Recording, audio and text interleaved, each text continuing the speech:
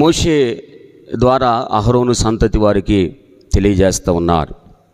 అయితే లేవియకాండము, లేవి అంటే ఒక గోత్రము, యాజక సిద్ధపాటులో ఉన్నటువంటి గోత్రము వారికి లేవియకాండము చాలా ప్రథమంగా ఆయన ఇచ్చినట్లుగా మనం చూస్తూ ఉన్నాం. అయితే మోషే వేద పరిచారకుడిగా ఈ గ్రంథం మరి రాసినట్లుగా పండితుల యొక్క అభిప్రాయాన్ని మనం చూస్తూ ఉన్నాం. సుమారు 1440 BCE కాలంలో రాసినట్లుగాను, సమయము సుమారు మోషే ఇశ్రాయేలు ప్రజలు సీనాయి పర్వతం యొద్ద ఉన్నప్పుడు ఈ గ్రంథం హెబ్రీ భాషలో వైక్రా అని పేరు మరి మనం చూస్తాము. అయితే దీని అర్థం ఆయన పిలిచాడు అని అర్థాన్ని మనం చూస్తాం.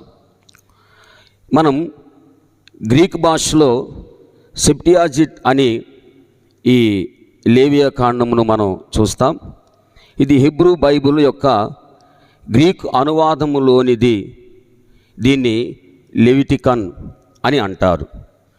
ఈ గ్రంథములో లేవీయుల వారి వంశమునకును సంబంధించినటువంటి యాజక విధులు, ఆచారాలు, దేవుని యొక్క యాజక సేవ చేయువారు పవిత్రతతోనూ శుద్ధితోనూ దేవుని సన్నిధిలో ఆయన పరిశుద్ధ స్థలములో సేవ చేయ జరిగించవలసినటువంటి నియమములను తెలియజేయటం మనం చూస్తూ ఉన్నాం.